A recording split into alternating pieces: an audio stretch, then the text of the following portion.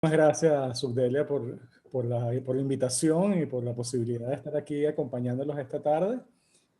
Y bueno, como bien señalabas, decidimos denominar este webinar brevedad igual efectividad.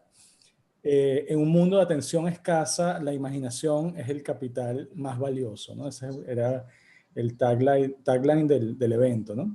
Y realmente la situación que estamos experimentando hoy en día, yo que trabajo en el área de tecnología, he estado trabajando en tecnología por unos cuantos años, estamos actualmente, indudablemente, de hace un rato ya, pero especialmente este año, se ha visto incrementado el problema de la atención. Estamos en la economía de la atención, donde tenemos una cantidad de jugadores compitiendo por nuestra atención, que en definitiva es un recurso limitado, sumamente valioso, pero definitivamente escaso, ¿no? Y bueno, todos estos avances, por ejemplo, un avance importante que nos permite estar aquí conectados el día de hoy, son avances tecnológicos importantes que se han venido optimizando, especialmente han dado algunos saltos cuánticos en los últimos meses. Han puesto también a disposición una cantidad abrumadora de información, ¿no? Mucha de esta información está diseñada estratégicamente para captar nuestra atención o competir por nuestra atención. Entonces se vuelve un juego de competencia por la atención, ¿no? Cómo captar a este público, la atención de este público en general y cómo obtener ese share de la atención lo más alto posible, ¿no? Muchos de estos medios, muchas de estas estrategias se apalancan en redes sociales. Entonces, no sé si querías comentar algo allí, Subdelia. No, excelente introducción al tema. Cada día más difícil, ¿no? O sea, con tanta ámbito hay que prestar atención, la gente saltando de un lado a otro, o sea, qué difícil, ¿no? O sea, de aquella perspectiva de uno que veía televisión nada más, ahora todo, al mismo tiempo. Y entonces esto nos lleva a un dilema en el sentido que hay que ser muy eficiente a la hora de establecer o hacer una propuesta de valor. Y una propuesta de valor en sentido amplio, bien sea una oferta de producto o de servicios, o no necesariamente tiene que ser un producto en servicio. A veces estamos hablando de ustedes mismos, por ejemplo. Su propuesta de valor como profesionales, cómo tener el máximo impacto. Porque a donde vayan, van a conseguir, o a donde vayamos, vamos a conseguir un mundo saturado de información.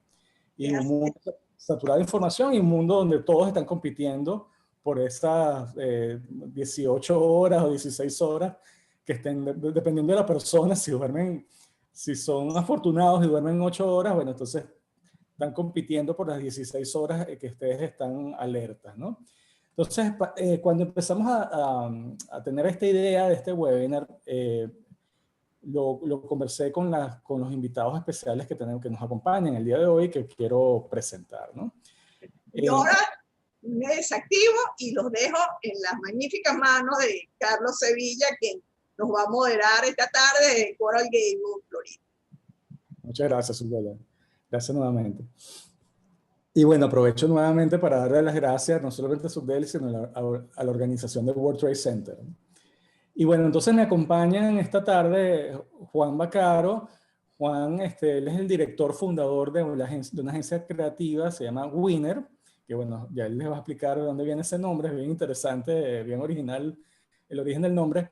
Juan es de origen venezolano, pero está nacionalizado argentino, y ahorita cuando Juan empiece a hablar, muy probablemente van a descubrir de qué parte de qué parte de Venezuela es.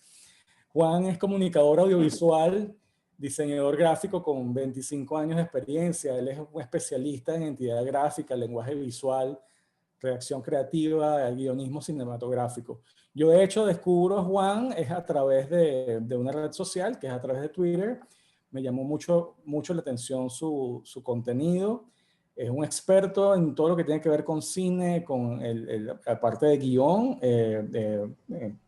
póster, estrategias publicitarias orientadas también a la parte no solamente de cine, sino de series. y todo lo que es marketing audiovisual, ¿no? Y se especializa también mucho en la parte de cine independiente y óperas primas. Si no nos siguen todavía en Twitter, lo invito a seguirlo. Ya ahorita le identificamos cuál es su cuenta, ¿no?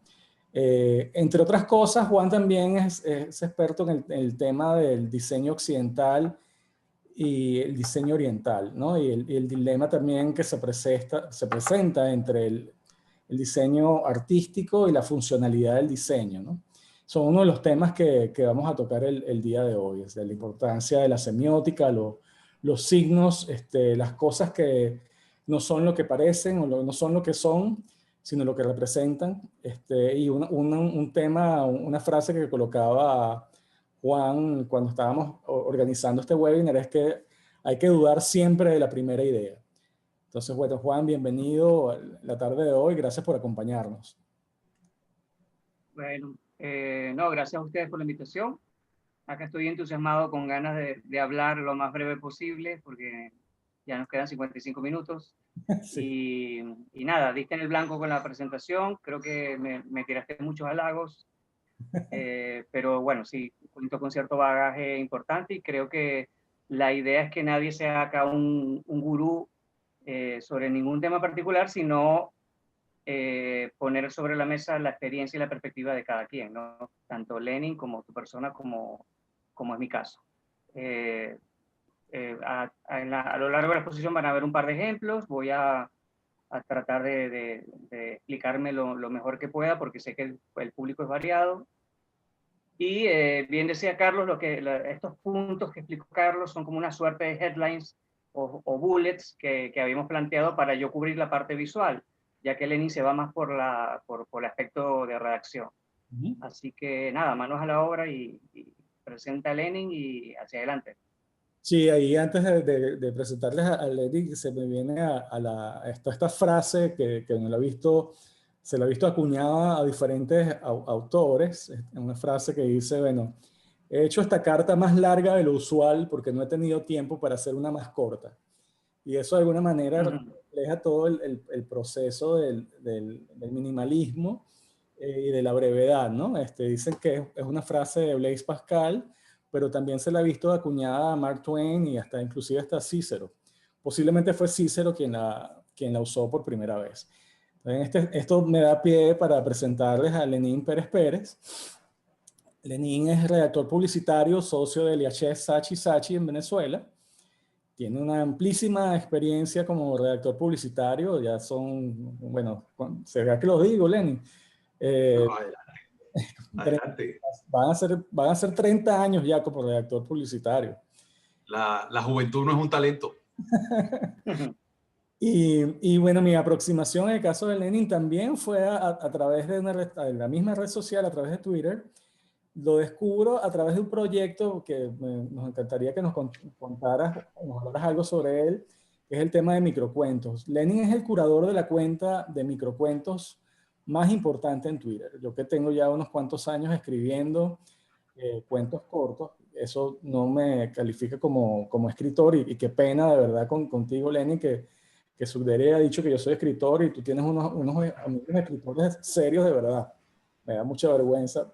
Digamos que yo soy escritor amateur y tengo varios años escribiendo microcuentos y la cuenta para la cual Lenin es el curador tiene ya cerca de 600,000 followers. Arroba microcuentos en Twitter. Lo que tienes es el síndrome del impostor. Ya se te pasará. Ya se me pasó. Cuando se te pase, te asumirás como escritor. Eventualmente, ojalá. Y bueno, este tema de los microcuentos es precisamente lo que inicia o da pie a esta idea de hacer un webinar sobre la brevedad. Lenin, ¿qué tal si nos cuentas un poco de cómo iniciaste este proyecto de microcuentos y a lo que te llevó y cómo te ayudó tu experiencia como redactor creativo para emprenderlo? Sí, evidentemente son una serie de hechos que por supuesto terminan tocándose, ¿no?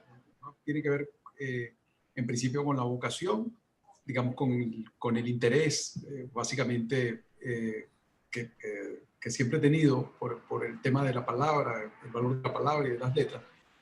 Y en segundo término, mi interés por la tecnología y por todo aquello que está asociado a las plataformas que nos ha regalado la tecnología y sobre las cuales, digamos, opera y es el delivery de los conceptos creativos publicitarios, en mi caso, que ahora llaman de contenido, y que precisamente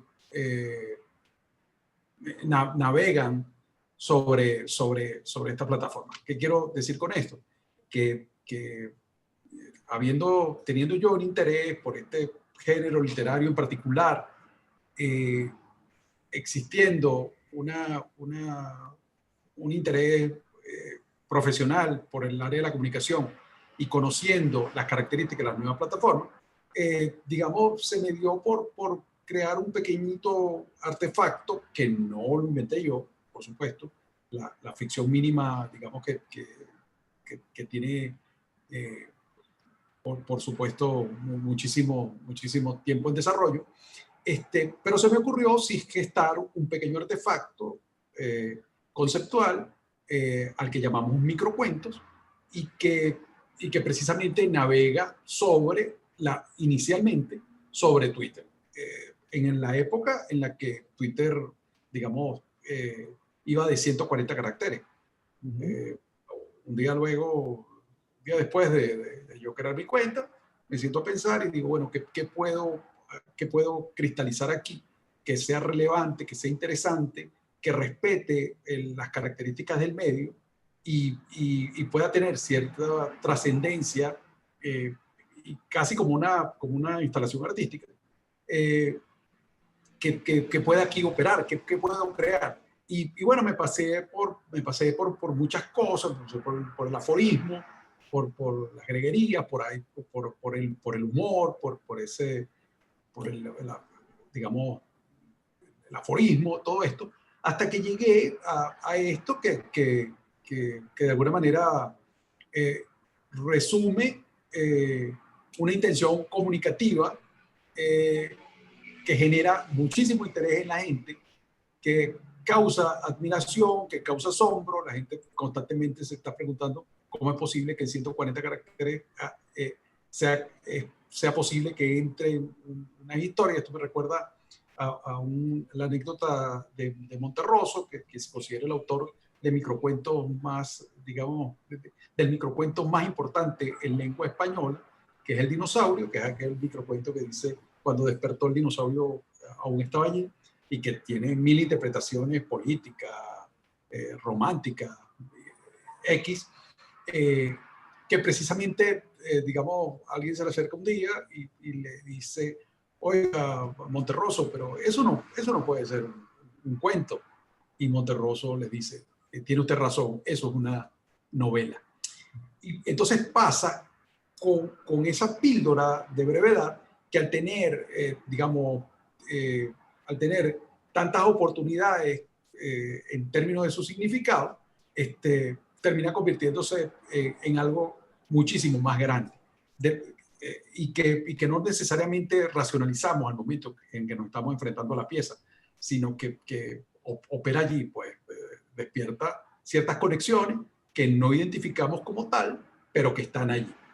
Se puede trazar tal cual un paralelismo con la parte gráfica, ¿no? Me imagino ahí, Juan, que te estoy viendo que fácilmente puedes trazar como un paralelismo allí, ¿no? Como que el microcuento, Mira, yo... quien complete el cuento A es ver, de cada quien, ¿no? yo estoy perdiendo digamos, que fue Lenin, por cierto. No sé si ya debe volver.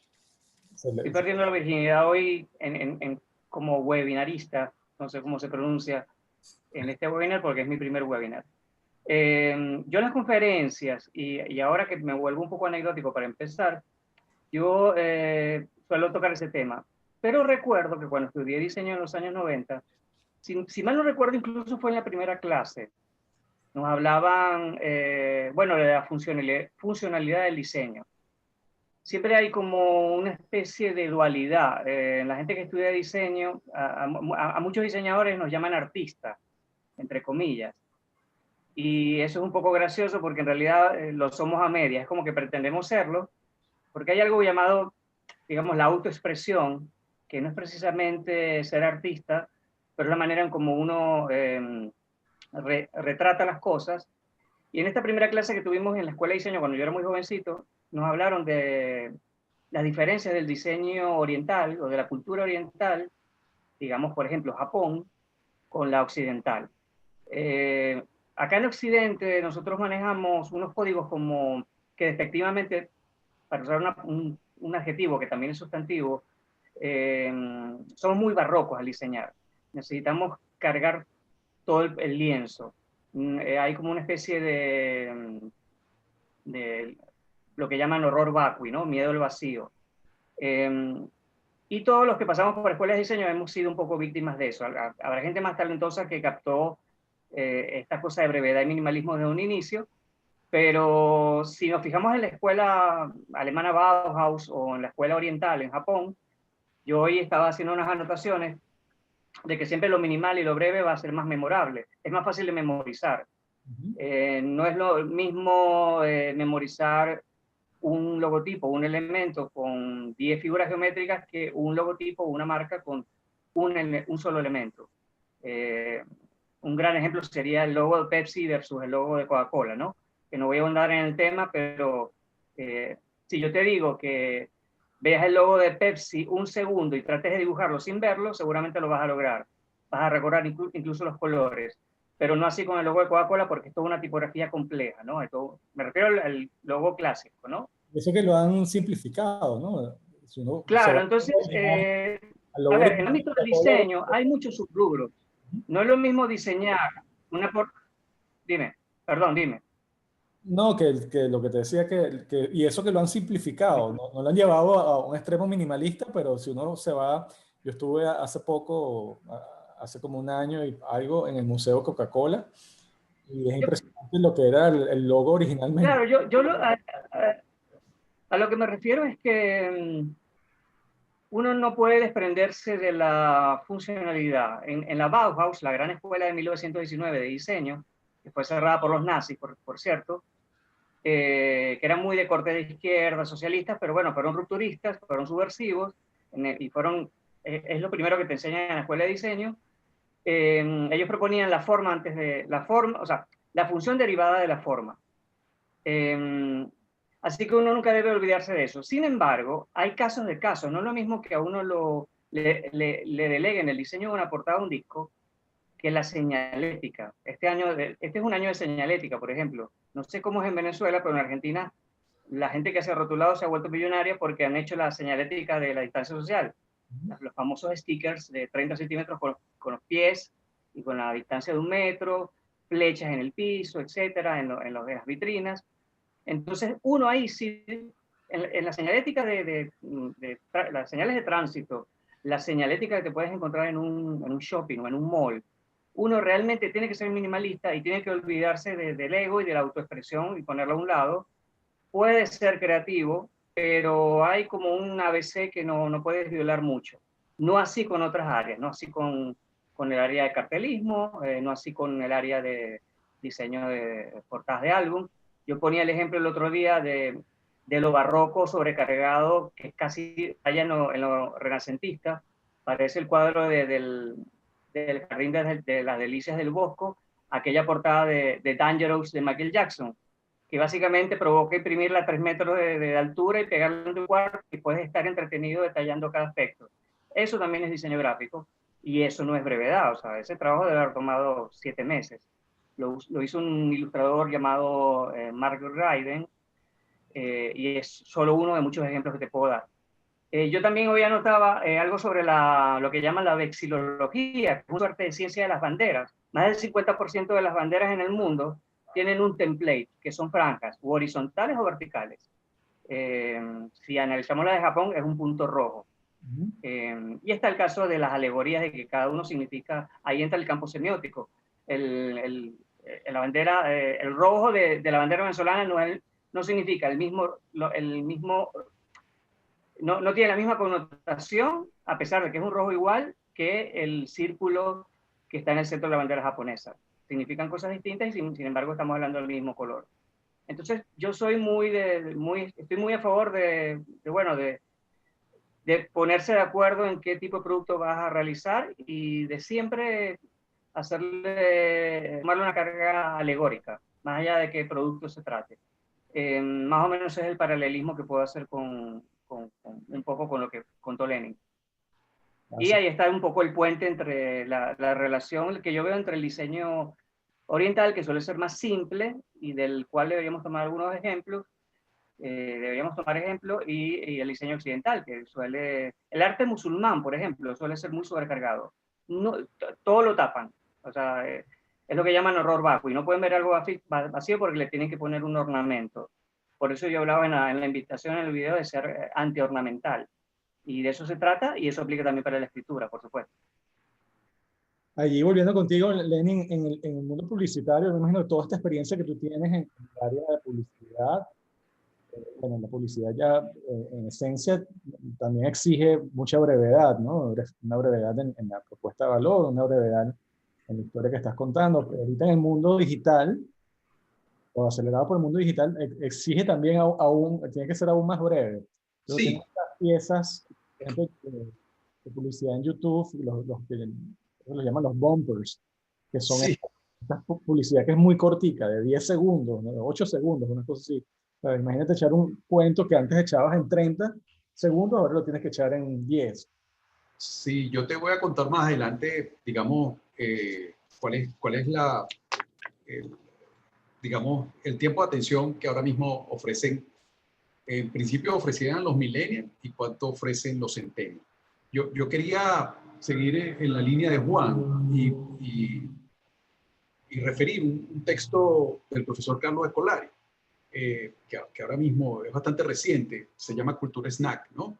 Y él va sobre los formatos breves y dice de los formatos breves que la otra condición de formatos breves, de estos artefactos comunicacionales, que también pueden ser objetos, va de lo efímero, ¿no? Entonces, por un lado, va lo que son contenidos de comunicación que son efímeros, y luego todos estos, digamos, lo que él llama pequeños hardware portátiles, desde que Apple sacó cosas como el iPod, que acabaron con el fetiche de necesariamente tener la tapa, tener un disco en acetato o un CD o cualquiera de estos otros formatos, ¿no? Entonces, él va estableciendo este paralelismo pensando en lo siguiente, ¿no? La cultura, digamos que pasaba de generación en generación, y por supuesto, para que un contenido pudiese pasar de una generación a otra, tenía que hacerse portable. Es decir, había tenía que pasar por el tamiz de la edición, de manera de que aquello que era oral conservara los elementos más relevantes y eso trascendiera, ¿no? Pasara de una época a otra época.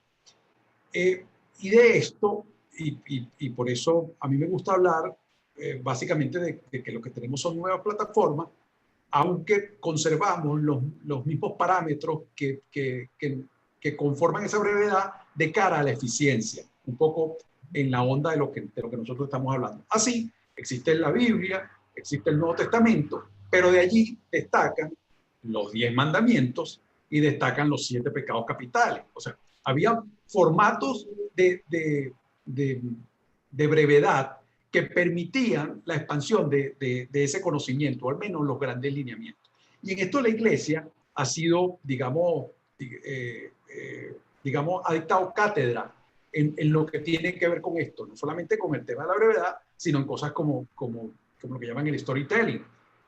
La Iglesia se aferró a un storytelling que incluso tiene su tiempo y lugar. Estamos hablando de la misa de los domingos, en las que sigue un orden. Y es posible que tú un día vayas a Rusia y entres a una iglesia, porque, digamos, cristiana, y entré a una iglesia católica, quise decir, e independientemente de que puedas comprender qué es lo que está diciendo ese cura, porque seguramente lo estará diciendo en ruso, tú puedes ir acompañando la misa exactamente por donde va. Y bueno, terminas dándote la señal de ¿cómo se llama? El abrazo de la paz en el momento que toca y persignándote cuando te toca, porque la iglesia adoptó adoptó un formato que le permitía un tipo de brevedad que le permitía profundizar y que su mensaje fuese aún, digamos, más conciso y directo, ¿no? Con relación a esto, y tocando lo que tocaba Juan, no es ajeno lo que llaman ese microobjeto cultural, ¿no? Y entonces, los americanos desarrollaron aquellas esferas de cristal que de alguna manera semejaban la nieve cayendo en distintas épocas, y allí dentro metían la Torre Eiffel y metían allí todo cuanto querían llevarse en micro como contenido hasta sus casas, ¿no? Los orientales en términos de discurso con el haiku, pero también en términos de objetos con el bonsai, hacen una reducción a ese objeto. Y en los Países Bajos, las casas de muñecas, que no había casa burguesa en Ámsterdam, a principios del siglo pasado, que no tuviese una casa de muñecas como una representación digamos, de la realidad.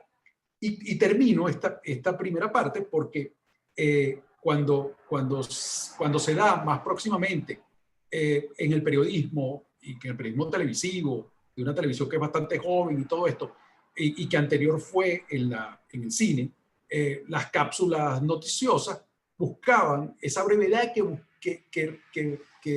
demarcara la eficiencia. Pero en el caso del entretenimiento, el videoclip permitía, y fue la gran revolución de los años 80, el videoclip permitía, digamos, adecuar un contenido que era de entretenimiento, pero una cápsula que permitía, digamos, que alcanzar una penetración superior, por así decirlo. Entonces, digamos que la brevedad tiene una larguísima historia, y ahora mismo lo demandante son las nuevas plataformas, donde esa brevedad debería operar como eficiente, efectiva, digamos, impactante. Adelante. Tal cual en el tema de las nuevas plataformas y cómo se transmite una idea. Estábamos conversando sobre el tema de este webinar, tocamos el tema de los memes, ¿no? Y cómo los memes de alguna manera pueden estar impactando la estética o lo que alguien espera de un diseño, ¿no? Volviendo, o sea, yo en mi proceso mental cuando escribo un microcuento es tal cual una palabra que usaste, Lenin, el tema de cantar, ¿no? O sea, escribo algo, por lo general no lo publico inmediatamente, sino lo dejo ahí marinando, y se va como decantando la idea, ¿no? Bueno, te interrumpo un momentito. Allí, por ejemplo, Pedro León Zapata decía algo que es muy importante y que yo me permito recordarle a los anunciantes que digamos que nos confían algunas de sus comunicaciones, ¿no? Pedro León Zapata decía, la mitad de la caricatura está en la cabeza de la gente. Es decir, para generar ese nuevo contenido, ponía de parte de sí todo su indiscutible ingenio, pero él contaba con una base, con un punto de apoyo que era un insight, que era una verdad de dominio público, mientras más difundida mejor, o independientemente de que fuera verdad, un frame de dominio público. Y a partir de allí, él creaba ese otro contenido. Eso pasa cuando escribes. Adelante, Juan. Y Juan, que te quería preguntar, o sea, un poco ese proceso tuyo en el diseño, que también hay mucho de esa decantación marinar una idea, ¿no? Tú nos compartiste 3 ejemplos de 3 diseños tuyos. No sé si quieres, vemos el primero de ellos y después volvemos. ¿O cómo lo Sí, quieres? claro. Tú dijiste al comienzo que, bueno, yo soy director fundador de una agencia que creé en el 2017. Por muchos años tuve una agencia en Venezuela que funcionó bastante bien. Luego me exilié, cerré esa agencia y hice una especie de, que es incluso una recomendación que hago en este momento. Hay como dos vertientes: o diversificarte al máximo. La gente que hace diseño gráfico quiere hacer 1000 cosas a la vez, quiere hacer desde identidad corporativa hasta estampados, pasando por cartelismo, pasando por ilustración, etcétera. Es como que hay unas subdisciplinas o gente que cree que a todo le llama subdisciplina. Así que yo generé una agencia en lo cual hice lo opuesto, hice lo que llaman una hiperespecialización, que es, bueno, yo soy, me gusta mucho el cine, escribo, soy comunicador visual, soy diseñador. ¿Por qué no mezclo todo eso en una sola cosa que yo sé que puedo hacer muy bien? Así que estrené hace 3 años una agencia llamada Winner, que nació acá en Argentina, existe virtualmente, es una oficina virtual, y para la gente que escuchó, que no escuchó bien, es Winner en español mal escrito, o sea, es la palabra winner, ganador, pero llevado al español, como hacía Chespirito, ¿no? Con Shakespeare. Algo por el estilo, porque siempre me gustó hacer un poco sátira de los nombres en inglés. Yo jamás le puse a mis emprendimientos un nombre en inglés. Me parece que el castellano es muy rico para eso. Entonces, eso es harina de otro costal, pero había una especie de cliché en Venezuela, en toda Latinoamérica, de que todos los emprendimientos de diseño gráfico se llaman graphic design o new no sé qué cosa. Entonces abusan un poco de lo anglosajón. No estoy en contra de eso, simplemente estoy diciendo que me gustaba satirizarlo. Así que winner es un término que se usa en los festivales de cine. Y bueno, puedes mostrar el primer ejemplo, que es una desconstrucción de ese logotipo. No sé si lo tienes a mano y puedes abrir la pantalla. Sí, cómo no. Yo hice ese logotipo con 36, ya que estamos hablando de minimalismo, con 36 cuadritos y medio. Y acá está elaborada una animación que lo demuestra, que la van a ver, la deben estar viendo en línea ahora. Es un logo arriesgado porque es minimalista, pero a la vez es una palabra extraña, es un neologismo, una palabra que no existe. Y es la palabra winner en español, que viene del inglés, que es una palabra inventada, deconstruida en 36 cuadritos y desconstruida incluso en 2 líneas. Es como si separaras la sílaba, wi y ner. Aparte tiene diéresis, así que comprar el dominio, obtener un email con diéresis era casi imposible, era antifuncional. Y tiene sus elementos quita y pon, ¿no? Los laureles hacen alusión obviamente a los festivales de cine, las películas que ganan suelen ser laureadas, digamos. Y me gusta mucho utilizar taglines o frases que aclaren qué es winner. Winner puede ser bien no sé, un jabón, puede ser cualquier cosa. Entonces me gusta a veces poner como una leyenda ancla que, que lleve al rubro del cual hablo, ¿no? Ya la animación se detuvo, no sé si quieres pasar a un próximo ejemplo. Este es un ejemplo que había propuesto dentro de los cientos que tengo. Yo, la verdad, no es por exagerar, pero creo que he hecho más de 1000 o 1500 logos en los últimos 25 años. Todo lo que estoy presentando ahora es reciente. Y este es un logotipo que hice ad honorem para una escritora argentina. Tiene una especie de canal en YouTube. Es una especie de booktuber o hace reseña de libros. Lo hace muy bien. Ahora somos amigos, pero para aquel entonces yo no la conocía. Ella propuso por Twitter, invitó a que le diseñaran un logo a su marca, que es Marina Escribe, que es su propio nombre. O sea, su nombre y el verbo, ¿no? Escribe. Y este es un ejemplo que yo quería traer a la exposición porque hay varias maneras de solucionar desde el punto de vista semiótico el logo. Puedes buscar la alegoría. Yo bien pude haber explotado el término sobreescribir en el logo y usar un isotipo referido a un lápiz, a un trazo, a una mano, etcétera. Pero también está la otra vertiente, que es usar la misma geometría de las tipografías. Y acá lo que vemos es una misma figura que casualmente, si la giramos en 90 grados, una M se convierte en una E. Y esto es un viejo truco del diseño gráfico, que es hacer un logo digamos, que puede ser reversible o puede ser girado. Simplemente hay que ubicar la manera en cómo las dos letras pueden acoplarse. Bien pudiera ser una W, que también se podía dar vuelta, y funciona mucho con letras que son cóncavas y convexas, o tienen cierta forma triangular, una A mayúscula con una B pequeña, una letra P y una letra B, la circunferencia que te dicta la misma O, la letra U, la letra C y la D puedes hacer un círculo. Entonces, si no lo explotas alegóricamente con un isotipo que te dicte un poco de qué va el asunto, cuando en realidad es redundante porque el mismo título lo dice, yo suelo usar el truco de la forma, ¿no? Si quieres pasar al próximo ejemplo, que hay un logo adicional a Marina. Esto fue un trabajo que se hizo ad honorem, y este es aún más minimalista. Es la letra M llevada a un trazo excepcional de abstracción y nuevamente girada para construir una M y una E, pero a su vez, de manera muy abstracta, te trae un poco a la mente o te evoca la idea de libros colocados en una estantería. Por supuesto, es una subcapa, es algo muy, muy alegórico, pero eso es lo ideal, cuando logras sumar un poco la parte metafórica con el isotipo, que es la figura de arriba, y con el escrito, con la parte geométrica. Así que yo trato nunca de escapar de eso, nunca olvidarme de ese dato. Y bueno, a ella le hice un montón de logos, creo que una docena, y estoy presentando en este momento los dos más simples, pero hay algunos que sí, en los que yo cedía más. Cedí más a la idea de ser un poco más redundante, cosa que no es mi estilo. A mí me tomó 20 años diseñar los tipos en 5 o 10 minutos.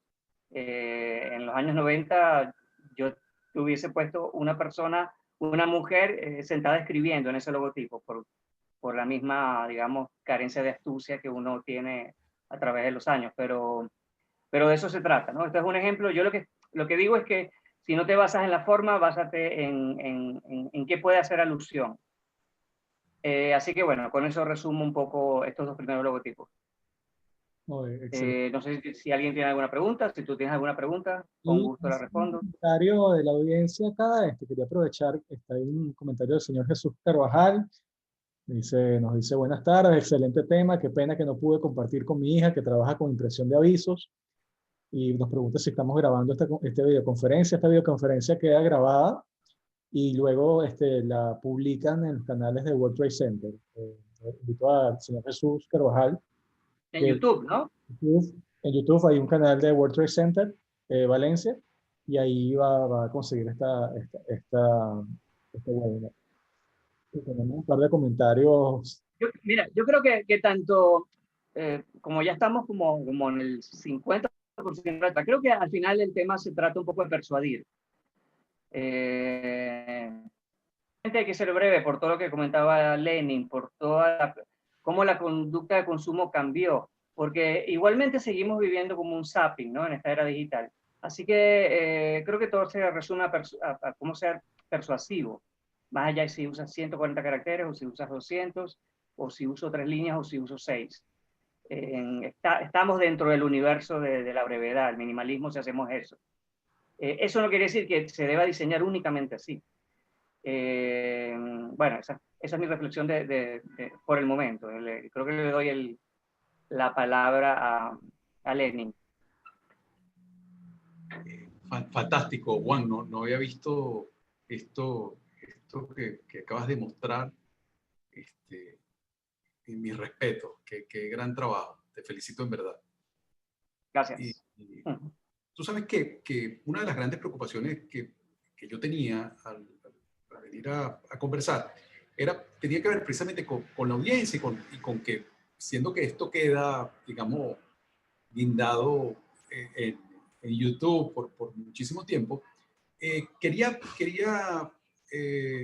puntualizar algunos elementos que responden a por qué yo creo que se debe ser breve sobre todo cuando comunicas. No importa incluso el rol que tengas dentro de una organización, porque al fin de cuentas hoy sabemos que las marcas, digamos, lo constituye, más allá de la identificación gráfica, lo constituye un halo que va desde desde el comportamiento de la gente que forma parte de una organización hasta su disposición, sede, manera de comunicarse, manera de entablar las conversaciones con sus clientes y por sobre todas las cosas, la manera de tener éxito al diferenciarse de bien sea de gente que haga exactamente lo que hace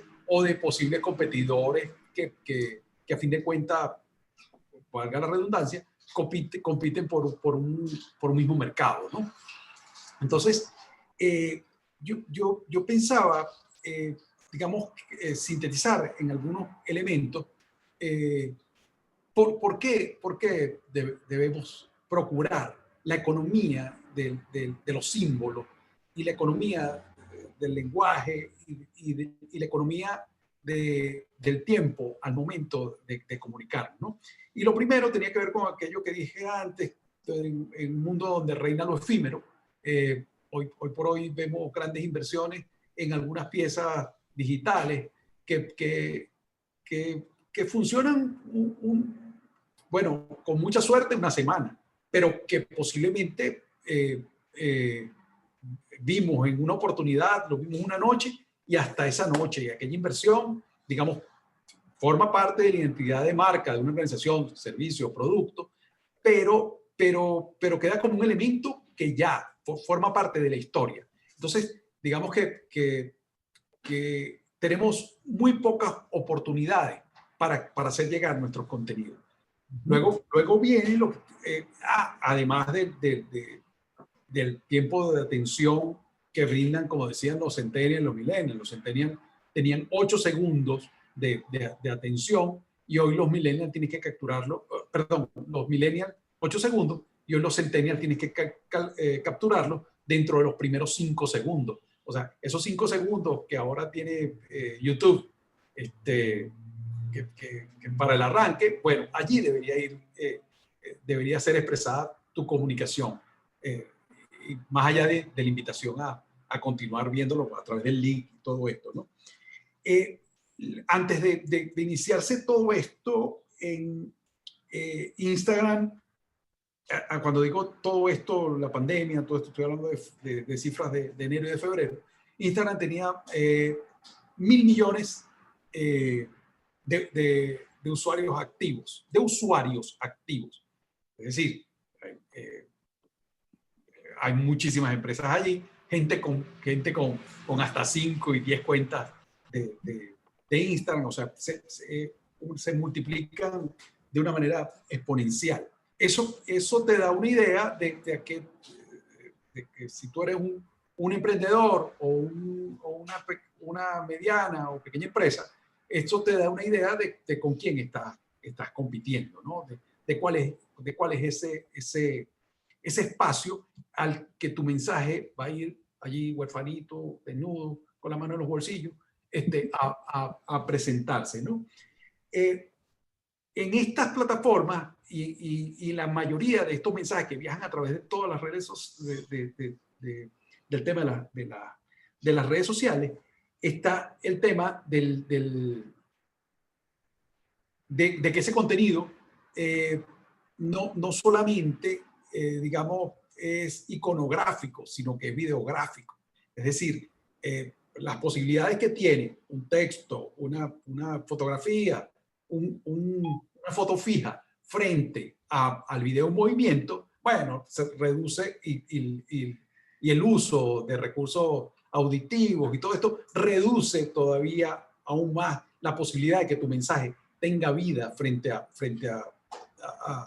mensajes, digamos, más elaborados. Pero así como se usan como más recursos a la hora de elaboración de mensajes, eso le exige a quien se enfrente, a quien se exponga frente a esta plataforma, le exige también tener una atención multitask, pues. Es decir, no se conforma únicamente con, es el mensaje que estás viendo allí, es lo que sugiere, pero adicionalmente hay una cantidad de cositas que ya existían, pero que las plataformas digitales la han explotado, que que es el tema de los hipervínculos. Es decir, un buen anuncio, un buen mensaje consigue que tú no solamente estés pensando en un primer layer, sino que estás posiblemente pensando también a través de ese anuncio. Eso, las nuevas generaciones están, digamos, más preparadas frente a eso y al mismo tiempo más huérfanas, porque precisamente no han estado necesariamente expuestos a contenido, digamos, que les exijan mayor profundidad. Se multiplican las plataformas al punto, pero no solamente se multiplican, sino que se clonan. Y hoy por hoy, un mensaje que antes ubicabas o ponías solamente en Instagram, es el mismo contenido que ahora pones en los flips de Twitter. Y bueno, terminas, cuando tú sigues a una marca en sus diferentes plataformas, ves cómo terminan siendo espejos. Es decir, te tienen prácticamente rodeado. ¿Dónde está la inteligencia en el uso de eso? En el mix que hagas y las características de cada uno, y tomes nota y lo hagas distinto en cada una, ¿no? Digamos que estas plataformas están como copiándose unas a otras, ¿no? Sobre todo este tema de stories. Ahora las historias las están replicando recientemente, como lo que mencionaste, Twitter replicó y lo llama Flick, pero es la misma historia. Y a mí me pasó recientemente que estaba en LinkedIn, ahí se salió Juan, se desconectó Juan por alguna razón, vamos a esperar a que vuelva. Me pasó que estaba en LinkedIn, y por un momento dado pensaba que estaba en otra plataforma, pensaba que estaba en Instagram, porque ya han cambiado tanto la plataforma y le pusieron stories también, que empiezan como que se la están fusionando, las funcionalidades la están replicando en todas partes, ¿no? Bueno, bienvenido. Ahora puedes entender a las tías tuyas cuando le cambiabas la tía Zapping y ellas no terminaban de comprender qué había pasado con la película que ellas estaban viendo, porque ahora estaba ocurriendo otra cosa. Entonces, eso básicamente está ocurriendo. Digamos que terminamos expuestos a tantas redes que al final tenemos, digamos, ese vacío de saber dónde fue que tuvimos ese impulso de comunicación. Entonces, en adicional a toda la demanda que tiene que ver con la brevedad, cada red tiene que, en función de sus características, desarrollar mecanismos de manera de que eso que los digitales llamamos el embudo de conversión se ocurra de una vez dentro de esa red. O bueno, estar lo suficientemente articulada para que un mensaje, digamos, que partió de A, tenga, digamos, encuentre espejo en B, pero que de allí te lleve a la acción que te está solicitando, si es una acción de lo que están solicitando. Y a lo otro que nos enfrentamos frente a todo esto es al tema del algoritmo. Digamos que desde hace mucho las plataformas de web demandaban un tipo de escritura asociada a la brevedad, a los bullet points, a la graficación, de manera de rankearte dentro de los buscadores. Hoy por hoy, ese mismo, adicional a todo lo que tiene que ver con la manera de mercadear estas plataformas, que también las gobierna el algoritmo. En la medida en que sea más breve, más minúsculo, más directo, más específico, en esa misma medida, los algoritmos de muchas de estas plataformas, por no decir todas, te van a privilegiar aquello que estás haciendo. Tocas el tema, aprovechando que tocaste el tema del algoritmo que de alguna manera prioriza el contenido o promueve contenido según vea que va a tener más interacción, porque al final lo que está buscando la plataforma es que estés enganchado allí más tiempo, ¿no? Por eso el algoritmo prioriza ese tipo de contenido. Pero hay una pregunta aquí de César Peña, aprovecho para saludarlo, y nos pregunta si se podría con inteligencia artificial derivar microcuentos a partir de una obra. En este caso, él habla de 100 años de soledad. O sea, utilizar un algoritmo, bueno, inteligencia artificial para crear contenido, en lugar de promover. En este caso están utilizando el algoritmo, inteligencia artificial para promover contenido, pero no tanto para crear contenido. Recientemente un programador japonés desarrolló un portal donde uno subía su foto, o su selfie, o la foto que uno quisiera, pero realmente un selfie, y había un algoritmo que con inteligencia artificial te creaba un retrato, y este retrato podría tener un estilo, podría ser como un estilo Picasso. Tú podías, inclusive te permitía el portal seleccionar el estilo. Tú que tienes tanta experiencia como curador de contenido, ¿qué tan posible crees? Bueno, existe una fórmula para escribir un microcuento. ¿Tú crees que podría trasladarse a un algoritmo para generar contenido de ese tipo? ¿O ese es el área donde todavía estamos a salvo de...? Sí, sí, yo creo que esa área aún está a salvo. Digamos que en la medida en la que esté, independientemente de que hoy por hoy, digamos, hay tantos recursos para intentar medir las emociones, en la medida en la que el contenido que estemos desarrollando eh, prive la emoción, en esa medida va a resultar mucho más difícil que eso ocurra. A ver, te lo traslado al tema de la comunicación publicitaria. Este, se, eh, el mercadeo en general cuenta con miles, cientos de fórmulas. Es decir, es muy difícil que tú vayas y te vayas a sentar con algún anunciante que tenga estas lecturas, que no ponga por encima incluso de alguna de tus recomendaciones algún tipo de estadística, algún tipo de estudio. Y es verdad, la comunicación, digamos, publicitaria o de mercadeo no es una, no es arte, es una disciplina que tiene su fundamento en un profundo conocimiento del consumidor. Lo que no es predecible es si bien tú puedes, digamos, conocer todas las conductas y perfilar ese consumidor, lo único que no es predecible hasta ese momento es esa conjunción de elementos que resulten en el motivador perfecto, porque reúne en él no solamente un insight y todo esto, sino que está involucrado digamos, la condición humana. Y allí, este era uno el penúltimo punto que yo tocaba, ¿no? Nos gobiernan las emociones, independientemente del, ahora mismo del algoritmo, que entre otras cosas, sí creo, sí lo creo bastante peligroso. Yo creo que va a llegar un momento en que van a competir, en que el algoritmo se va a dañar hasta las elecciones populares. Volví. Bienvenido. Bienvenido de vuelta, Juan. Bienvenido de nuevo. Vas a tener que ver en YouTube todo lo que dije, Juan.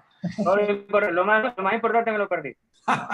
Y bueno, y finalmente, así como decía que reina lo efímero, hay una vorágine de contenido imparable, destaca un tipo de contenido multimedia, hay exigencias multitarea hacia ese consumidor, se multiplican las plataformas con una peligrosa aproximación al punto que se hacen espejos, manda el algoritmo, nos gobiernan las emociones y finalmente una de las razones por las que uno debe aprender a ser breve es por respetar el valor del tiempo ajeno. Es decir, eso es una de las necesidades más expresas del hombre moderno, que es que respeten su tiempo. Y por eso que tenemos que ser tan cuidadosos en generar enganche y engagement que realmente aporten valor como contenido, y con esto cierro esta parte, nunca la gente se ha sentado frente ni a la televisión, ni frente a su celular, ni frente a su computador, a consumir, en mi caso, a consumir publicidad.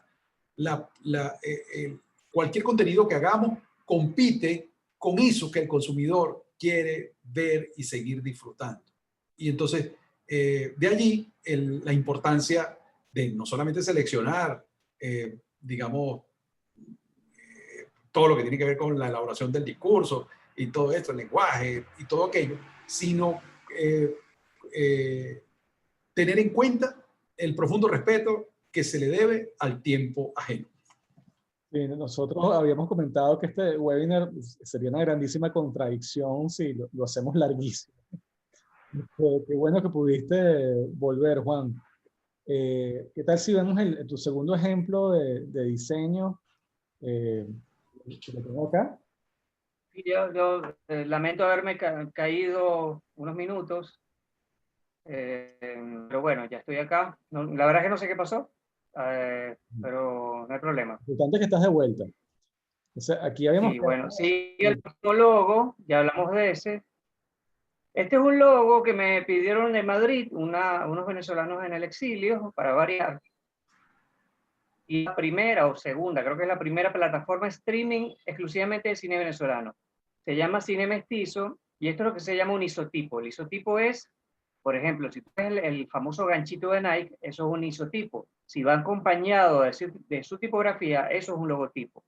Hay algunos isotipos o imagotipos o logotipos y dependiendo de las características se pueden o no separar. Yo diseñé esto para que se separara. Y acá tenemos un ejemplo minimalista de un logo que concebí realmente en 5 o 10 minutos y vuelvo a utilizar la técnica del flip, del giro. A mí la forma geométrica de una M mayúscula me daba un triángulo perfecto para evocar la idea del símbolo universal de play. Eso existe de toda la vida, que es un triángulo mirando hacia la derecha, que por lo general es de ese color, ¿no? Eso se usa en música, en cine, están los teclados, etc. Así que para mí era muy evidente, pero bueno, si quieres pasar a la siguiente lámina, porque yo no quería caer en el cliché o en el facilismo, y ahí entro en lo que yo aprendí una vez de una ponencia de Santiago Paul. Santiago Paul es considerado el mejor diseñador gráfico, o fue considerado el mejor cartelista y diseñador de Venezuela. Estoy hablando de los años 60, 70, 80. El tipo en realidad nació en España, pero es considerado venezolano. Yo lo conocí a él una vez, me lo encontré un par de veces, hablamos, y en los 90 asistí a una ponencia de él donde él decía que había que dudar de la primera idea. Si a ti te hablan de que hagas un logo para una plataforma de streaming de cine venezolano, lo primero que se te va a venir a la cabeza, y me imagino que eso lo han visto, bueno, en Caracas, en Florida, todas las personas que están en el exilio, los venezolanos que montan emprendimientos en el exilio, suelen caer en el cliché o en el sitio común de poner el tricolor venezolano, cosa con la cual yo estoy en contra. No necesariamente para hablar de Venezuela o para decir que esto pertenece a cierta zona geográfica, debes referirte a la bandera. Así que acordé esto con el cliente y dijimos, vamos a eliminar el tricolor por completo, que además son los colores básicos. Da la casualidad que la bandera de Venezuela, al igual que la de Colombia, Ecuador, tiene el amarillo, azul y rojo, que son los colores primarios, ¿no? Entonces no son del todo compatibles. Trato siempre de hacer variantes. Así que nació de esta manera Cine Mestizo, el nombre fue dictado, y la idea era girar esto para que nos diera la excusa de referirnos a un play digital. Si quieres pasar a la segunda lámina, perdón, a la tercera lámina, donde ya vemos el logo animado, y la cuarta lámina, no sé si la gente lo va a escuchar, es este logo animado, un pequeño sonido. No sé si se escucha, pero bueno, es el logo animado que refuerza un poco la idea del isotipo. Por sí solo, la M con un triángulo puede ser cualquier cosa, pero pudiera evocar ciertamente la idea de play. Entonces, más o menos por ahí Lo puedo compartir. ¿no? así como la N de Netflix, no hay cosa más sencilla que la N de Netflix, y en los ensayos, no sé si recuerdan, yo decía que la mejor manera de amalgamar lo que hacemos los tres, tú como mercadólogo, Lenin como redactor y yo como diseñador, es un día meterse en Play Store y navegar cómo lucen los logotipos de las aplicaciones. No hay nada más minimalista que eso. Hay gente que soluciona un logo de una aplicación, Tinder, Bumble, la F de Facebook, la T de Twitter o el pajarito de Twitter, el pequeño recuadro de Instagram. Son cosas que no solo pertenecen a la tendencia a esta tendencia del flat design, del diseño plano, que se puso de moda y ha permanecido como algo sólido en los últimos años, sino que son realmente básicos. Y esto es bueno porque lo hace fácil de memorizar, pero a la vez, a veces nos trae como ese estigma a los diseñadores de que hemos trabajado con pereza, de que, bueno, Juan, ¿cómo me vas a cobrar una M que volteaste 90 grados y que le pusiste un triángulo y te tardaste 5 minutos en hacerlo? Entonces yo siempre cuento el chiste del tipo que arregla la lavadora cambiando un tornillo y le cobra a la señora un montón de dinero, pero en realidad dice, bueno, me tardé 20 años en saber cuál tornillo era. Básicamente es eso. Y lo que decía Lenin sobre respeto al tiempo de la gente, bueno, obviamente estoy de acuerdo. Sin embargo, vuelvo al inicio de las cosas que dije cuando comencé a hablar. Todo depende de cuál es la conducta de consumo. Una valla en medio de una autopista tiene que ser minimalista. No puede estar cargada porque un auto va a 70 km/h y necesita ver en un santiamén lo que dice esa valla. Y lo mismo aplica con ciertas reglas, ¿no? No es lo mismo el aportar un CD, que tú lo puedes tener en tu mano y lo puedes evaluar. Tú le dedicas el tiempo que quieras a un CD. No es lo mismo, no sé, una portada de una revista.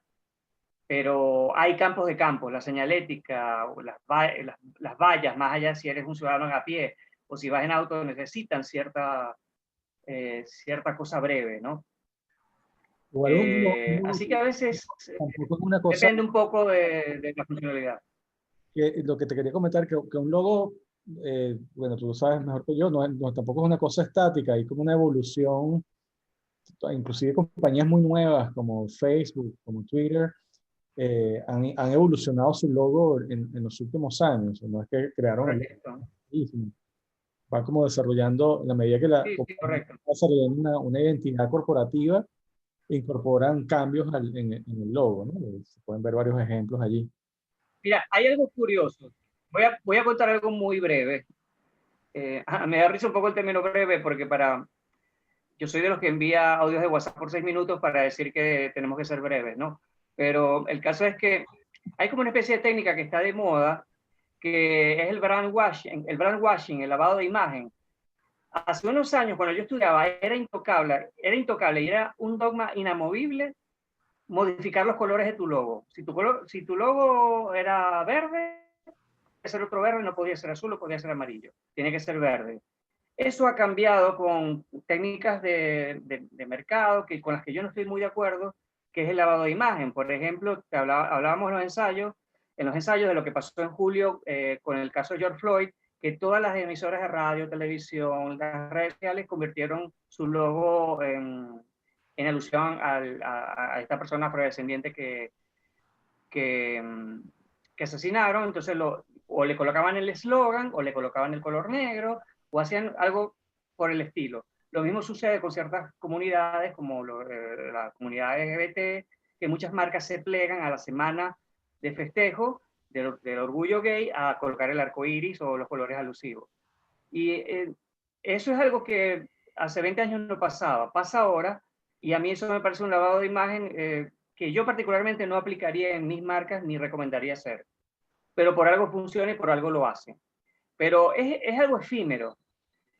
Hace 5 años, por ejemplo, se dio el caso de la masacre en Bataclan, en Francia, y todo el mundo colocaba las 3 franjas del color de la bandera francesa, rojo, blanco y azul en sus avatares, en sus marcas, en sus logos, y a los 5 días ya nos habíamos olvidado de la masacre.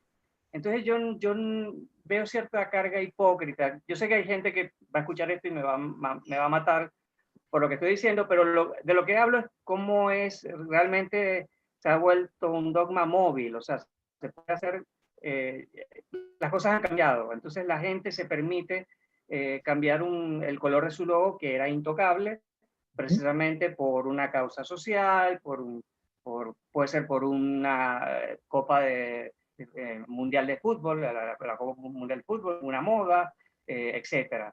Y creo que tiene que ver con esta cosa de lo vertiginoso de capturar la atención rápidamente de la gente y de las nuevas generaciones, sobre todo, que caen fácilmente en el truco. Es como venderles un dulce. Entonces, no sé si Lenin está de acuerdo con lo que estoy diciendo, pero es algo que es una realidad, eso está pasando. Yo no lo aplicaría.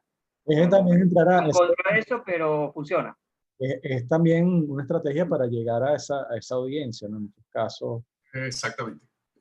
Y tiene que ver mucho a ver, y voy a puntualizar la revolución lo que llaman la revolución del hashtag.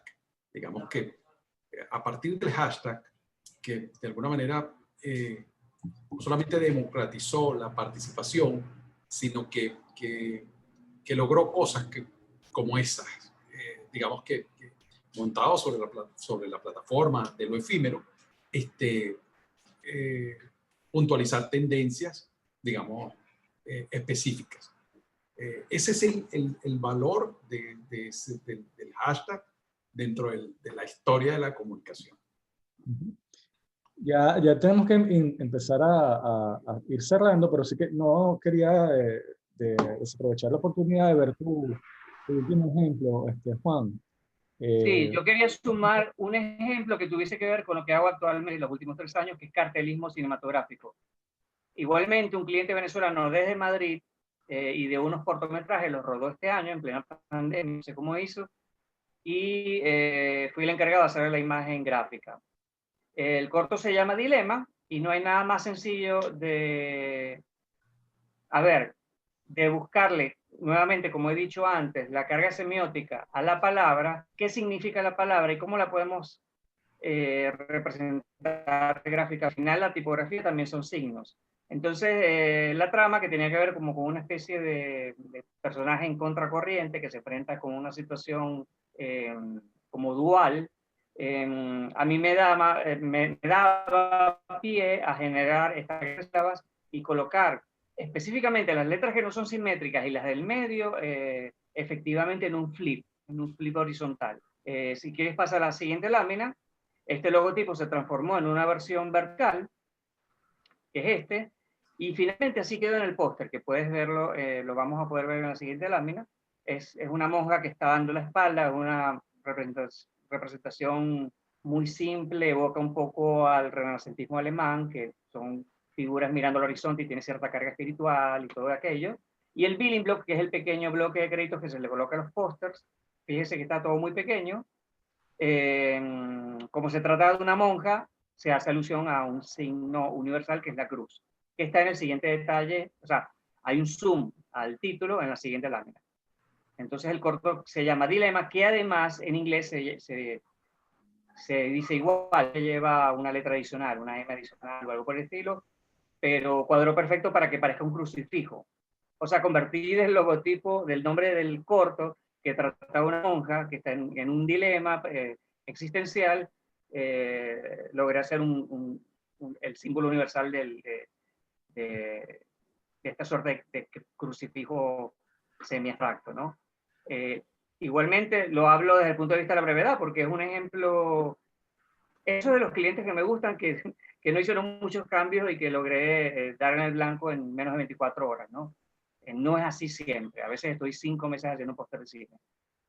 Traje esta muestra, era para ejemplificar ese caso. Así que, bueno, nada, para no dejar por afuera el tema del cartelismo. Sí, ahí ya, bueno, como nos quedan como 15 minutos, quería cerrar el webinar con algunas recomendaciones que ustedes puedan tener para empresarios y también para emprendedores respecto al tema de cómo aplicar la brevedad en la propuesta de valor, sea en la palabra, en algo escrito o en una campaña publicitaria o a nivel de diseño. ¿Qué recomendaciones tienen? ¿Qué recomendaciones finales tienen? No sé, empezar contigo, Lenin. Sí, bueno, lo primero, es una cosa que procuro se aplique en todas las comunicaciones y que lo creo conveniente como punto de evaluación a todas las piezas que cualquier emprendedor o gerente de comunicaciones debería tomar en cuenta antes de poner al aire alguna pieza. Y es un pequeño triángulo de los cuales hay dos elementos que siempre deberían estar. Un artefacto comunicacional que tenga como objetivo formar parte de ese embudo de conversión que llamada una acción o una venta, debería tener, debería entretener, debería informar y debería llamar a la acción. Eso no quiere decir que todas las piezas que desarrollemos tengan que tener estos tres elementos. Pero deberían tener al menos dos de esos elementos. Entonces, al momento que tú, este término tan popularizado que tiene que ver con la grilla, al momento de tú organizar una grilla de contenido, deberías tomar el tiempo para evaluar de cara a tus objetivos y discriminar y para diseminar dentro de toda esa grilla piezas que entretengan. Vuelvo y digo, nadie se pone a ver Instagram, digamos, esperando a que le vendas algo.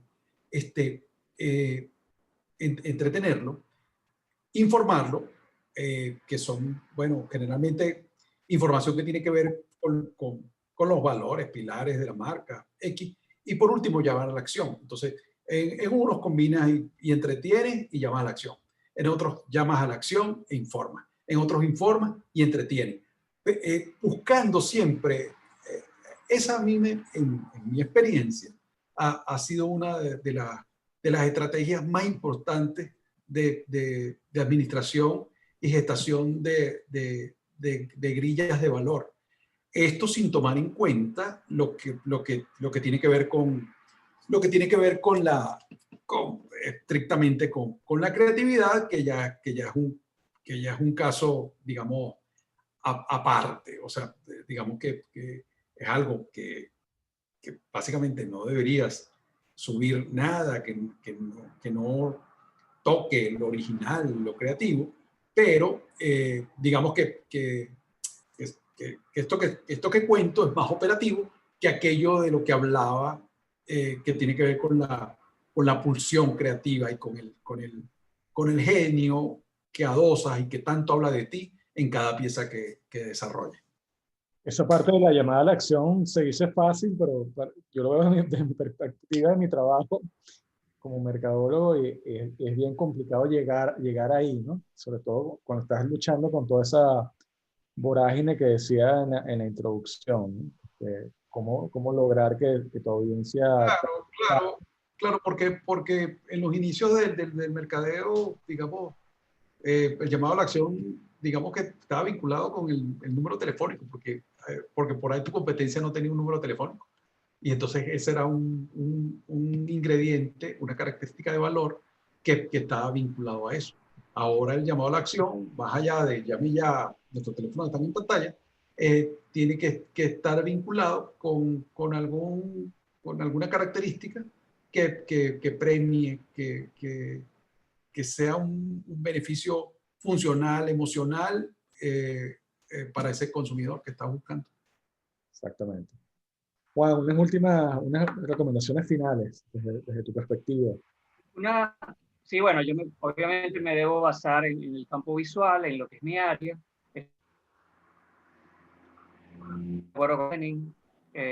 No que haya que recomendar para escritura, supongo. Pero yo creo que el mejor consejo que puedo dar es que la gente que diseñe nunca se olvide de la metáfora, nunca se olvide como del significado, o trate de hacer un esfuerzo por sumarle al diseño lo alegórico.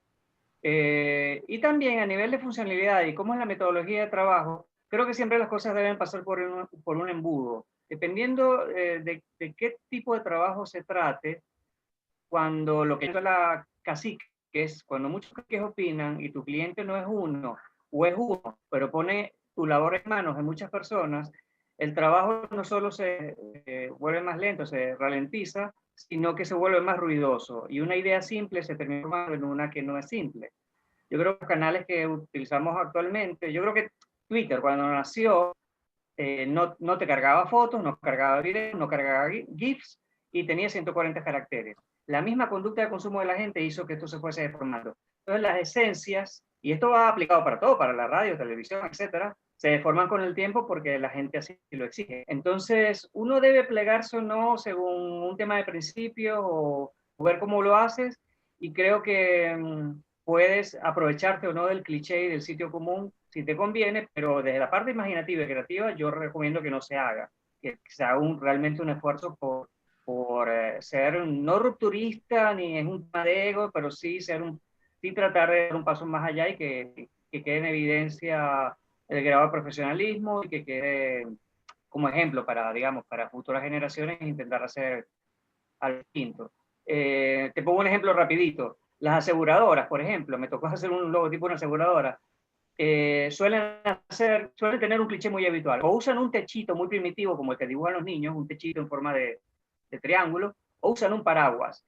A mí me pasó hace muchos años que le hice un logo con un paraguas, lo cual es un cliché, a una aseguradora, y ahí estaba la carga semiótica. Un paraguas es símbolo de eso. Lo que denota es un paraguas, lo que connota es protección.